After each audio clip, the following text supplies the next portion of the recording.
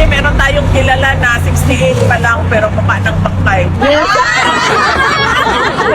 Di ba yan din yung sinabi niya last year, bago mag-December may makukulong na. So meron bang nakulong? Wala. Bago mag-Christmas? Wala. So wag nyo na i-expect na makulong yung dating speaker o mga members ng House of Representatives. Huwag nyong balik na lang tayo sa 20 pesos ang bigas. Yes. Correct. Diba? O hindi, balik tayo sa akin. Sa akin na lang. Bakit pa kayong naniniwala at nanonood lang sila? Well, our mga kababayan na galing sa iba't ibang bansa na nandito sa ganito. And okay, walang problema. VP Inday, I think a lot of people wants to know, kamusta po ang inyong ama, ma'am? That's the burning question naman all the time. Okay lang naman siya, wala siyang problema. We had productive discussion about politics. So, ang gusto lang, naubos yung oras namin sa tatanong niya sa estado ng politika sa Pilipinas. Ma'am, it seems that notably 30 minutes early yung pag-out niyo, ma'am. Is this a new development? Kasi Yes, VP. 25 pa man. 1:30. Dapat 3 Kasi oras sa ay, So, 44 pa ba? mali pa yung oras. Alaya, people. 44 to 15 minutes early. Hala. Wala akong kabantay. Wala akong kabantay, actually. But everything is okay naman so far. Hindi tingali ko, no? Daliin mo, Hala ka, VP. Actually, nag-chismis man good mini Pierre, hindi ka ganina. Tapos, sulti na ang security na I have to go down, I have to go. And then, Pierre requested 5 minutes extension para lang mahuman ang chismis ba? But said no, not today. But on any other day, yes. So I was thinking maybe, I don't know. I do not know. Basta na siya lain na schedule pa. VP Inday, yung recently concluded mo na meet and greet sa London, nakita ng buong mundo na solid talaga ang suporta sa iyo ng taong bayan. That's basically the trust and confidence of overseas Filipino workers just for London alone. How do you feel, ma'am, seeing that particular crowd? Well, heartwarming at nakakaiyak dahil karamihan sa kanila kapag na face-to-face na, ang una talaga nilang tanong is kamusta na si Tatay Digong. At kung hindi man yan, ang sinasabi ay ipaabot mo yung aming pagmamahal at pagdarasal kay Tatay Digong. So, karamihan talaga doon yung kanilang pangungulila kay President Duterte. VP Inday, in as far as a positive development is concerned, yung results sa dalawang survey Pulse Asia and SWS, talagang nakikita na yung trust and confidence and your ability to lead in as far as being the Vice President of the Republic of the Philippines is concerned has resonated to the millions of Filipinos. How do you feel, ma'am, na steadfast, steady, strong pa din ang suporta sa iyo ng mga Pilipino in comparison to what is alleged by some? On that point, I am truly blessed. No? Favored ako ng Diyos sa ganyan na bagay. Hindi ako makapag-explain sa mga surveys dahil hindi ko naman alam paano niya ginawa, kung sino ang nagpagawa niyan. Pero lagi lang talaga ang sinasabi ko kapag merong survey na lumalabas ay nagpapasalamat ako sa patuloy na pagtitiwala ng ating mga kababayan sa akin, sa aking mga kasamahan sa OVP at syempre sa aming opisina. VP Inday, on a different matter, were you able to watch or perhaps read a transcript of the State of the Nation's address ni BBM? Ako nanood ng SONA like last year and wala akong planong basahin ang nilalaman ng SONA o kahit man lang summary dahil I truly believe it is a waste of time of the Filipino people. VP, marami po ang nagtatanong, how do you maintain the radiant glow na talagang shiny splendid po talaga? Grabe kasi ako. From sauna to beauty and wellness. Akit kundi.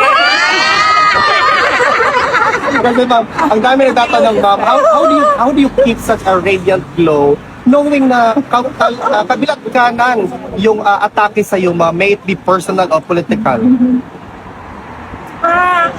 Hindi ko lang alam ha, sandali lang. Gusto ko lang matanong kung hindi pa ganito ang glow ko noon, 2022. Lipi. Actually, mas grabe. Yes. Wala naman kasing difference sa akin na simula nung 2022 hanggang ngayon. Siguro nadagdagan lang yung skincare kasi Skincare, kasi reveal. nagkakaedad, di ba? Pag mahirap na 38 ka lang, tapos namumukha kang 68. kaya Sana BPO. Guilty mapuntaan namin. pag ma'am, wala akong pinapatama. Kasi meron tayong kilala na 68 pa lang pero mukha ng bangkay.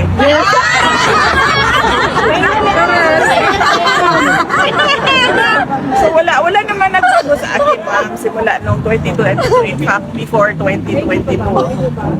Pareho lang yun. Yun lang na mas meron na akong awareness ngayon sa aging ng mukha, kaya meron ng mga meron ng mga yung sinusulat ng dermatologist na skincare.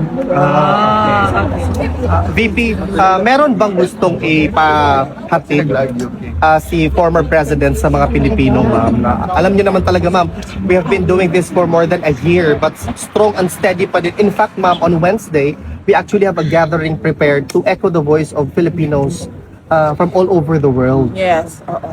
Meron tayong rally sa Wednesday, July 29 sa harap ng ICC.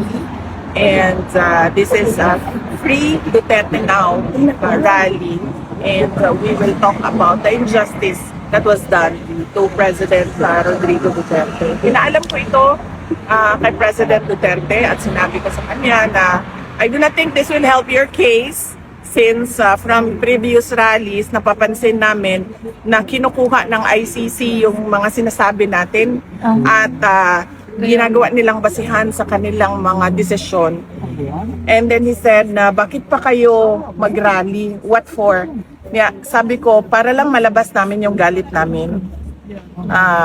At marinig ng buong mundo yung galit ng mga Pilipino sa ginawa sa iyo. And then sabi niya, okay, bahala kayo kung yan ang gusto ninyo. But I warned him that it will not help his case and he said, no, okay. Kung ano yung gusto niyo. And you, ma'am, as our hope, the torchbearer for the light na makikita namin sa 2028, the future President of the Republic of the Philippines. Yes. What's your message to your supporters, ma'am, na talagang lalaban hanggang sa dulo para sa bayan? On that note din, I am truly blessed kasi simula nung 2016 hanggang 2019, midterm elections ng presidency ni PRRD. Noong 2022, 2025, pinakita din yon ng mga tao yung kanilang suporta sa midterm elections. Hanggang ngayon, nandyan pa rin yung pagtitiwala at suporta ng ating mga kababayan. In fact, hindi lang yung kanilang suporta, hindi lang siya na parang, oh, gusto ko siya, sinusuportahan ko siya. Marami sa ating mga kababayan, yung nagdarasal talaga gabi-gabi para we pray for Inday Sara, we pray for the Duterte family, we pray for President Duterte. At hindi ko alam kung saan nanggagaling yung ganyan kalakas na pagtitiwala at paniniwala ng ating mga kababayan. Kami, tulad ko, ako, tuloy-tuloy lang talaga ako sa trabaho ko. Kung ano yung mandate ng Office of the Vice President, apart from being the Vice President being a constitutional successor, kung ano yung mga merong budget na mga programs and projects sa loob ng aming opisina, yun lang din at yun ang ginagawa namin. VP Inday, on behalf of the Filipino all over the world, asahan niyo pong suporta namin sa 2028. Duterte! Thank you. Dapat tayo maging mapagmatyag, dapat tayo makialam dahil sinabi ko na nga noon, 'di ba? We do not know if we still have a country by 2028. And at the rate that this dictatorship is going, we do not even know if there will be elections on 2028. Kaya yes ma'am, nang una dasal, tapos pangalawa, kailangan talaga tayo makilahok, makialam, pumuna sa ginagawa ng administrasyon. Maraming salamat. Question ka? Ma'am, question mo. Last year sona po ni PBBM, nabanggit po niya yung mahiya naman kayo. And then according to him, ma'am, he's the one na nag-expose about sa corruption, especially po sa flood control scheme. And then sabi po niya, wala daw pong administrasyon ng mga nakaraan ang may nagawa tungkol dito. Siya lang daw po ang may mga napakulong and then may na-frozen na asset. Wala naman siya napakulong sa flood control scandal eh. At saka yung sinabi niya na mahiya naman kayo, it was a PR stunt na sinali nila yung linya na yon sa speech niya na nag-backfire. Dahil ang katotohanan naman kasi talaga, ghost projects yung flood control kung hindi man substandard, unfinished or substandard projects. No? So, sinasabi niya na lang yan ngayon na parang ako yung nagsabi ng mahiya naman kayo para mailayo niya yung sarili niya doon sa flood control scandal. Unfortunately, hindi niya pwedeng gawin na ilayo niya yung sarili niya doon sa korupsyon sa flood control scandal kasi siya yung pumirma ng budget. Yan yung inuulit-ulit ko na it is doon sa pag-file ng impeachment case sa kanya. Yun yung impeachable offense doon. Nagpumirma ka ng budget na alam mo madaming insertions, na alam mo yung NEP mo hindi na siya yung lumabas na GAA. At kahit pa man na nakikita mo na merong anomalya doon, pinirmahan mo pa rin yung budget. Kaya hindi niya pwede ilayo yung sarili niya just by saying na ako yung presidente na nagsabi na mahiya naman kayo at ako yung presidente na nagpakulong dahil wala namang nakulong eh na walang nakulong na mga tao na tumanggap ng mga maleta na galing sa flood control scandal. And ma'am, kanina sa SONA po niya, nabanggit po niya na malapit na daw or kakasuhan na daw po si Romualdez at may mga congressman na po na parang magsiserve na po na sila ng warrant po sa mga congressman na involved po sa flood control scandal. Di ba yan din yung sinabi niya last year bago mag-December may makukulong na. So meron bang nakulong? Wala. Bago mag-Christmas? Wala. So wag niyo na i-expect na makulong yung dating speaker o mga members ng House of Representatives. Huwag niyong balik na lang tayo sa 20 pesos ang bigas. Yes, correct. Diba? O hindi, balik tayo sa akin. Sa akin na lang. Dalawa lang ang humingi ko eh. Nung pumayag ako na tumakbo, katandem niya, bilang kanyang Vice President. Yung isa doon, buwan pa lang, hindi na niya sinunod. Wala pang 1 year. Isa lang yun. Related lang yun sa pakiusap ko sa kanya sa kailangan ko gawin gabi-gabi para sa aking mga anak kasi bata kayong mga anak ko. Wala siyang, hindi na tinupad.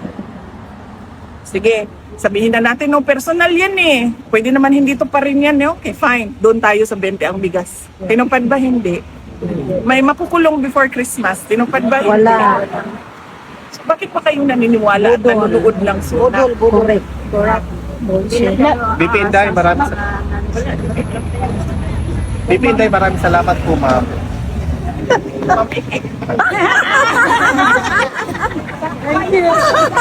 Picture na tayo. Ay, ay, ay.